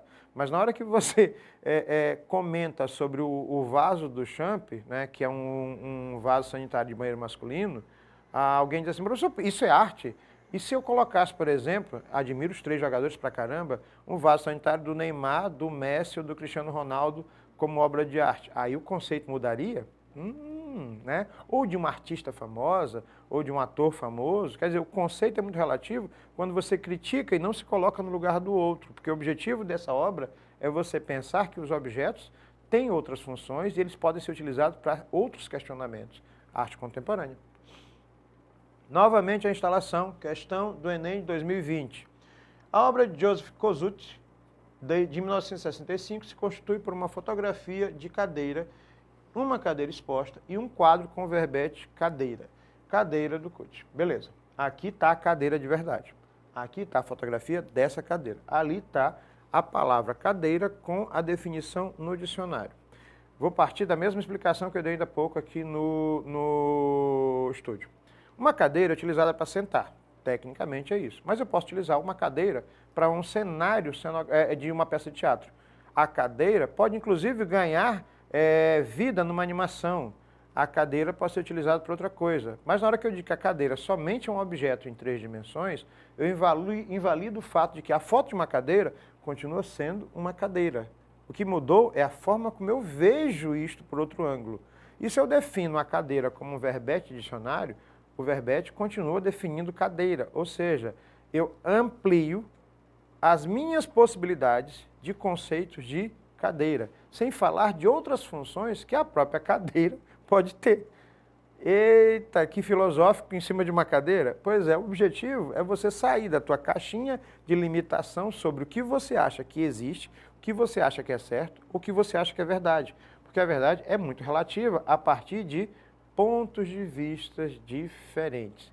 Isso tudo numa obra, bom, eu não estou criando a lâmpada, nem inventando a roda, eu só estou colocando aquilo que você não consegue perceber, porque você achou que era uma bobagem gigantesca e não faz. Eu não estou falando só da obra, estou falando de tudo que o rodeia, né? Ou seja, o maior problema que a gente tem nas avaliações de vestibulares são interpretação, principalmente do que você vê. Você não sabe fazer, aí fica difícil. Trata-se de um exemplo de arte conceitual que revela o paradoxo entre a verdade e a imitação, já que a arte não é realidade, mas uma representação dela. Então, aí eu tenho tanto uma instalação quanto arte conceitual, ideia. Eu comentei sobre isso. Muita gente critica a arte conceitual, a arte contemporânea. Por quê? Porque ela não chega, literalmente, em muitos casos, ao resultado final. Espera aí, mas quanto vale uma ideia? Quanto vale as minhas ideias? Por que as minhas ideias eu supervalorizo e as ideias dos outros são menos importantes? Por que o artista, quando vende a ideia, ele é criticado e alguém que trabalha, por exemplo, com marketing, vende ideias? Um médico, um advogado, ele trabalha com a capacidade intelectual dele de dividir não só opiniões, ideias e conhecimentos. Mas o dele é supervalorizado. No caso do artista, ele torna-se literalmente um vagabundo que não tem o que fazer. A pessoa vendeu a ideia de uma escultura. A ideia é mais importante. Se eu tenho a ideia de uma série ou de um filme, né, e alguém toma a minha ideia, eu acabei de perder milhões. Vocês estão entendendo onde é que entra a ideia da arte conceitual como arte contemporânea? A arte urbana. Eu espero que eu não passe vergonha com a professora Leda e as minhas amigas espanholas. No supe que no poner-me e me pose feliz. É um grafite, né, que aconteceu na cidade de Lima, no Peru. Ação poética em Lima. Em 2016, essa questão que traduzindo seria: eu não sabia o que vestir e mesmo assim estava feliz. Nesse grafite realizado por um grupo que faz intervenções, espaço externo, deixar claro que o grafite também é arte urbana, é arte contemporânea, já foi extremamente marginalizado. Na cidade de Lima, há um jogo de palavras com o verbo poner. Atenção que isso é questão de espanhol, da prova de espanhol, mas não deixa de ser arte. Na primeira ocorrência, o verbo equivale a vestir uma roupa, já na segunda indica uma mudança de estado, né? Eu não sabia o que vestir e mesmo assim estava feliz, né? Beleza? eu não sabia o que vestir e mesmo assim estava feliz. Então, quando ele fala sobre isso, ele está falando de uma mudança de estado de espírito. A gente costuma dizer que o grafite, ele literalmente deixa feliz. Vá numa cidade onde você vê grafite pela a cidade inteira. São Luís precisa de mais arte urbana, para que a gente passe e melhore literalmente o dia quando vai passando. Pop art, 1960, um dos exponentes mais interessantes da arte americana. Pop art, arte popular americana. Arte popular americana. É diferente de arte popular brasileira, que também é arte contemporânea. A arte popular brasileira, ela tem um quê mais de regionalismo, de artistas, artesãos, de artistas do povo, de feiras de artesanato, entre outras produções individuais. Já a pop art americana, ela é muito mais industrial, é a cara dos americanos. Aquilo que eles vendem como produção, aquilo que eles consomem em massa, produtos de massa, produtos de supermercado, marcas, etc, etc, etc. A obra da década de 1960 pertence ao movimento artístico chamado de pop art. Explora a beleza, sensualidade do corpo feminino em uma situação de divertimento. Historicamente, a sociedade inventou e continua reinventando o corpo como objeto de intervenções sociais, buscando atender os seus valores e costumes da época. Bom, quando eu falo de valores e costumes da época, eu estou falando de uma mulher que vestiria com esse tipo de maiô, mesmo no desenho, nos anos 60. Então, para os padrões da época, ela é extremamente sensual. Aí a gente muda, e a moda não é arte, mas a moda depende da arte, pode ser também um mecanismo, uma força da arte. A moda ela vai determinando padrões sociais. A gente pode dizer que na produção desses preceitos há uma erotização, é óbvio, do corpo feminino e tem sido construído pela educação do gesto, da vontade, do comportamento, e a arte faz parte desse processo. Por quê? Se nós tínhamos recentemente uma mulata globeleza, o termo é pejorativo, numa determinada emissora, a gente vendia o corpo dessa mulher. Se existe um padrão de beleza, a arte e a imagem foi responsável por isso. Então eu vou deixar vocês aqui nesse item aqui pensando sobre arte contemporânea, porque ela abre uma série de possibilidades. Professor Marcos Domingos, professor de arte. Um abraço, fui.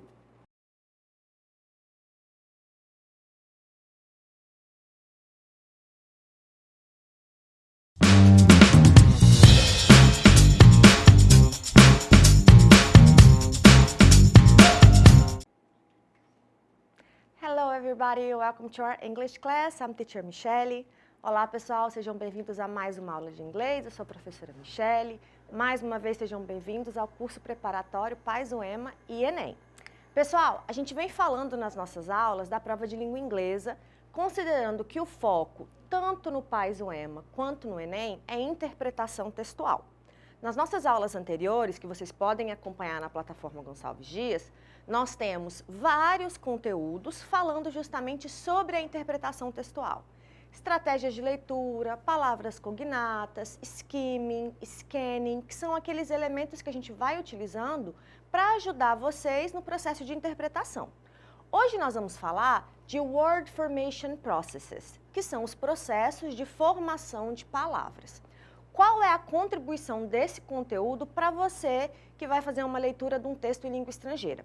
É justamente você conseguir identificar certos componentes que fazem parte da construção da palavra para estabelecer sentido, para ter uma ideia do que aquela palavra desconhecida para você pode significar. Quando você estiver lendo um texto, você vai usar as estratégias que a gente já discutiu para fazer a sua interpretação. Vai acontecer em alguns casos de você encontrar palavras que você não conhece. Em algumas situações, essas palavras desconhecidas vão ser simplesmente ignoradas. Você não vai precisar delas para responder a questão que você está com foco. Agora, em algumas situações, você vai perceber que essas palavras desconhecidas são essenciais para a resolução da questão. Então, você tem que dar um jeito. Naquela situação de leitura e que você está realizando o seu exame, você vai ter que tentar estabelecer sentido. Como que você vai fazer isso? Pela inferência, pela predição, pelo contexto que o texto oferece para você, a dedução, a previsão. Então, você vai usar esses elementos, as pistas que o texto oferece, e uma das formas de analisar essas palavras desconhecidas é a partir da formação de palavras. bom? Então, quando a gente fala de formação de palavras, a gente está falando de diferentes tipos de processo. Vamos pensar em português. Como que as palavras da língua portuguesa são formadas? Pela derivação, que é quando você pega uma raiz e usa um prefixo e um sufixo. Pela composição ou pela justaposição, que é a ideia da aglutinação e justaposição em português, que em inglês é chamado de compounding e blending. Compounding é a composição, então seria a nossa justaposição, e o blending é a mistura, é a aglutinação. Tem também o clipping, que é a abreviação, o acrônimo, que é a utilização somente das iniciais para formar, por exemplo, as siglas, e tem os empréstimos linguísticos, que é quando você pega uma palavra de um idioma e usa essas palavras do outro idioma na sua língua ou na língua-alvo que você está analisando ou discutindo. Então, para mostrar alguns exemplos para vocês. Derivação, player, wonderful, discomfort. Então, a gente tem aqui jogador, maravilhoso e desconforto. Todas essas palavras são derivadas, porque você tem um radical e esse radical recebe a presença dos afixos, prefixo, sufixo ou os dois juntos. Compounding, que é a composição ou a justaposição.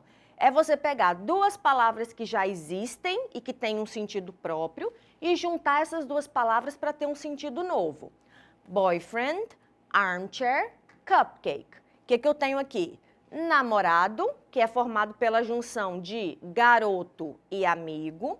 Armchair, que é a poltrona, que é a cadeira com braços. E você tem o cupcake, que é o bolinho de xícara, ou o bolinho de pote, como a gente chama também em português. No caso da mistura, que é a aglutinação, você também usa duas palavras, só que a diferença é que você não usa as duas palavras inteiras. Você usa só uma parte dessas palavras juntas para criar uma palavra nova. Então, internet vem de International Network, que é a rede internacional. Brunch, que é a refeição intermediária entre o café da manhã e o almoço, vem de breakfast e lunch. Emoticon é emoção e ícone, emotion e icon. São as duas palavras juntas formando uma palavra nova. Clipping é a abreviação, é você reduzir o tamanho de uma palavra. Então, por exemplo, ao invés de você falar advertisement, que é anúncio, você diz só ad. Ao invés de falar professor, você diz prof. Ao invés de dizer laboratory, você diz lab, que é o laboratório. Então, são formas reduzidas de uma palavra, tá? O acrônimo são as iniciais apenas de um grupo de palavras. Então, você pode encontrar, por exemplo, num texto, ONU, OTAN. Isso são exemplos de acrônimos em português. Em inglês, BFF, Best Friends Forever, melhores amigos para sempre. FYI, For Your Information, para a sua informação. Muito usado, por exemplo, em memorandos, em e-mails que você quer passar uma informação para alguém. PIN, Personal Identification Number, número de identificação pessoal, que seria a senha, tá? Então, aqui são exemplos de acrônimos ou siglas. E, por último, o empréstimo linguístico. Palavras que você pega do idioma e insere naquela língua-alvo. Piano vem do italiano. O inglês usa, o português usa. O que muda é a pronúncia. Gourmet vem do francês. Tsunami ou tsunami vem do japonês. Então, são contribuições de outras línguas para um idioma. O português usa muito o inglês e a gente observa também que o inglês usa outras palavras de outros idiomas. Vamos analisar alguns exercícios e ver como que a formação de palavra pode ser apresentada numa questão? Olha só essa questão da UEMA, do Enem, desculpa. Aqui nós temos um texto que apresenta título, tá? O título é uma pista tipográfica para você. Vamos analisar primeiro o enunciado. Eu sempre falo para vocês na aula de inglês, principalmente na prova do Enem, olha primeiro a questão, porque a questão vai estar em português e ela vai te dar algumas pistas. Olha esse enunciado. A relação dos vocábulos shower, bus e homeless nesse texto refere-se a. Então, observa que esse enunciado é exclusivamente direcionado à análise de palavras. Palavras que aparecem no texto. Shower significa o quê? Chuveiro. Bus, ônibus. Homeless. Homeless é uma palavra que a gente pode observar pela composição de duas coisas. A gente tem home, que significa lar ou casa, e tem a palavrinha less, que pode ser o sufixo, que dá a ideia de ausência, falta de. Então, homeless é essa ideia da pessoa sem teto, a pessoa sem moradia. Então, qual é a relação que essas três palavras apresentam no texto? O que o título nos indica? Lava-May é um nome próprio, é o nome de um projeto. Creating Showers on Wheels for the Homeless. Então, a gente tem como título Lava-May, que é o projeto, criando chuveiros em rodas para o sem-teto. Qual é a ideia do vocábulo da questão?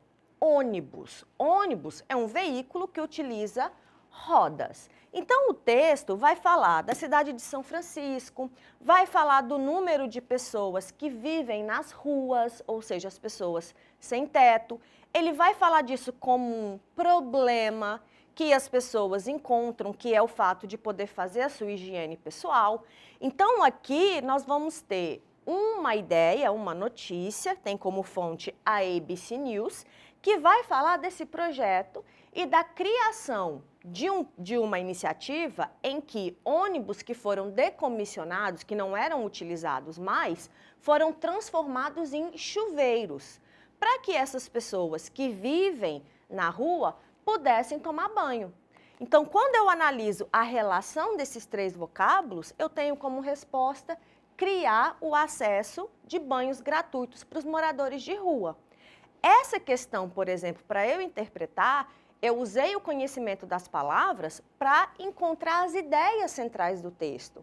Sem teto, ônibus, chuveiro, que está associado justamente a essa ideia do banho para os moradores de rua, tá bom? Outra questão do Enem. Essa questão traz um acrônimo. Olha só, a primeira palavra são iniciais, BOGOF. Tá? Aí você vai lá e falar, o que é isso? Eu não conheço essa inicial. Vamos para o enunciado para a gente saber o que a questão quer. A questão está dizendo, considerando-se as informações do texto, essa expressão BOGOF, que é um acrônimo formado por iniciais de algumas palavras, ela é usada para quê? Então, eu tenho como alternativas anunciar mercadorias em promoção, pedir para uma pessoa se retirar, comprar produtos fora de moda, indicar recessão na economia ou chamar alguém em voz alta. Então, vamos voltar para o texto. O texto diz o seguinte, BOGOF é usado as a noun, quer dizer, como um nome, como um substantivo. Aí tem aspas aqui.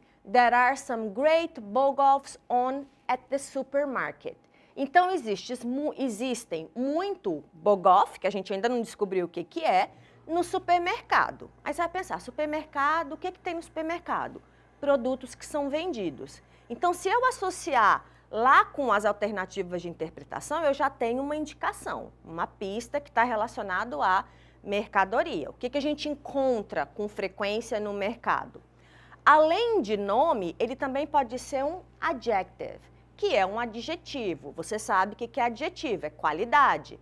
Então, uma qualidade para uma offer. O que é offer? Oferta.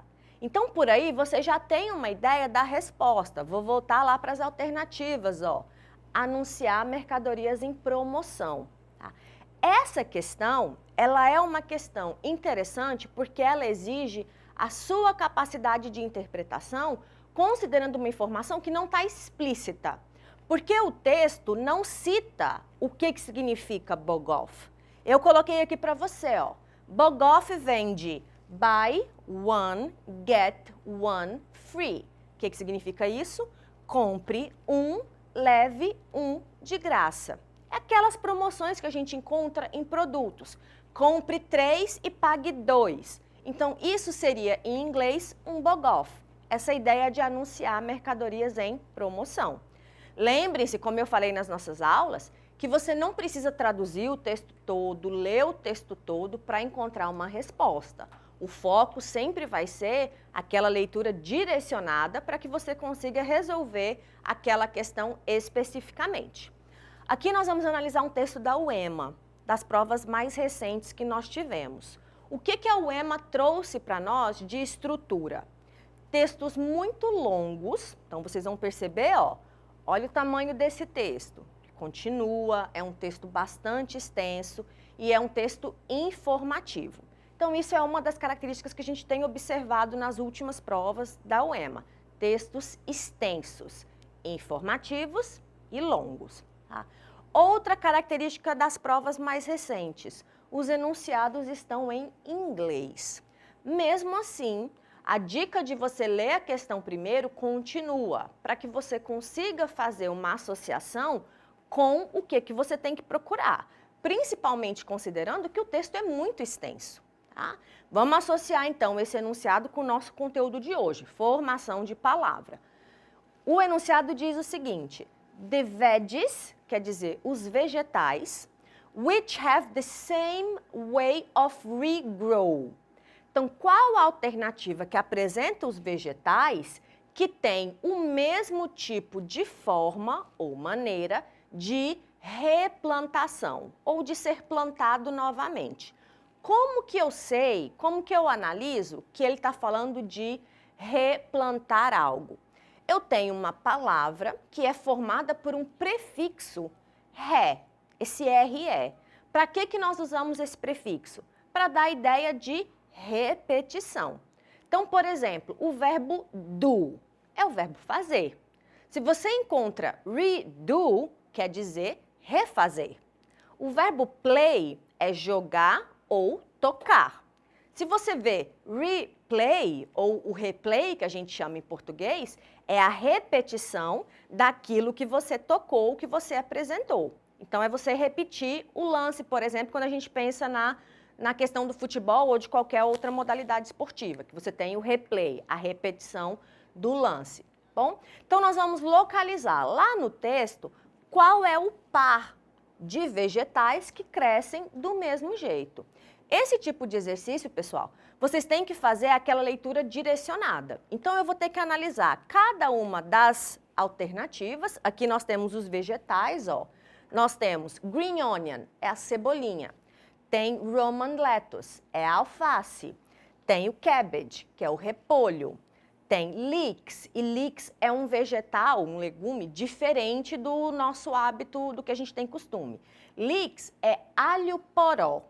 Para facilitar para você que talvez não saiba o que é um alho poró é como se fosse uma cebolinha maior, tá bom? Então, com base nesse conhecimento, eu já saberia a resposta, porque são dois vegetais muito semelhantes. Então, eles crescem e são plantados da mesma forma. No caso, se você não soubesse o significado de leeks, que é provável porque é um vocabulário estranho para nós, você iria procurar as palavras-chave no texto. Então, o que eu tenho aqui?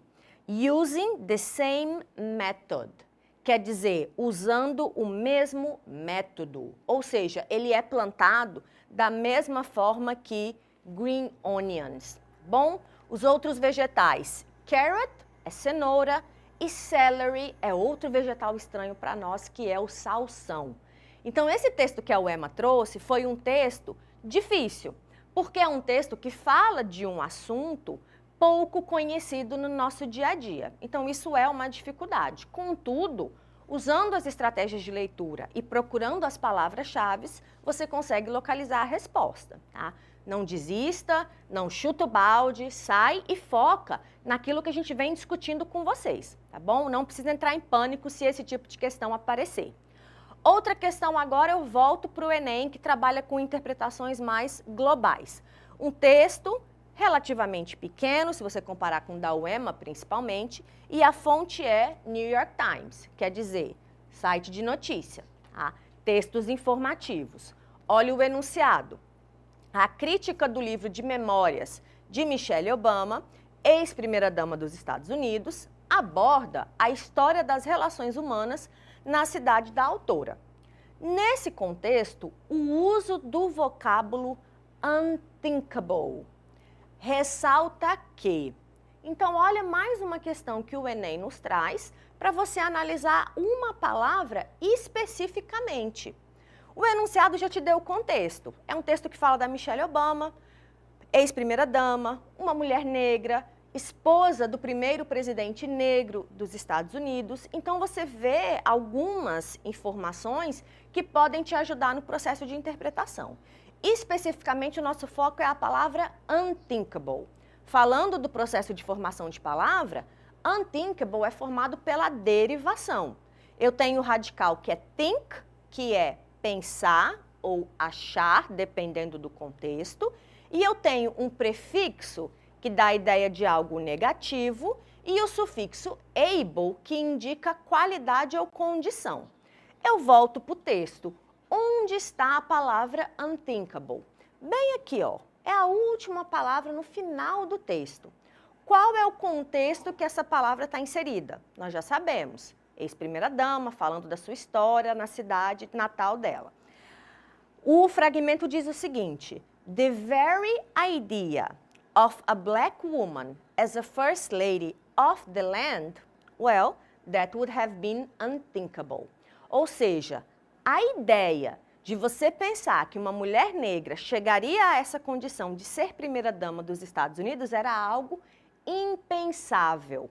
Ou seja, esse impensável ao pé da letra fala da questão da ascensão social. Que o fato de você ter uma mulher negra ascendendo para esse cargo de relevância nacional era pouco provável. Então, a gente analisa não só o significado da palavra, mas o contexto em que essa palavra está inserida. Sempre bom a gente analisar isso. E aqui eu trago para você uma questão que traz da Unicamp, que traz a palavra cringe, que recentemente foi discutida. Cringe é uma palavra estrangeira. Lembra dos estrangeirismos que eu falei da formação de palavra? Aqui a gente tem duas definições da palavra cringe. Ela usada num contexto de vergonha alheia ou ela usada como uma ação. E essa questão da Unicamp, ela pede para você analisar essas duas definições e para você dizer, em português, qual seria essa relação. O que a gente observaria nas duas? Então, na primeira eu tenho cringe como vergonha alheia, que é o que a gente usa em português, usar cabelo de lado é cringe, por exemplo. E no caso do dicionário, do sentido em inglês, é você ter alguém que se sente envergonhado. Num caso é adjetivo, no outro caso é um verbo. Ou seja, a palavra é empregada numa classe gramatical diferente, tá bom? Pessoal, a gente encerra por aqui e hoje nós falamos de processos de formação de palavra. Fiquem bem, se cuidem, até a próxima e bye bye!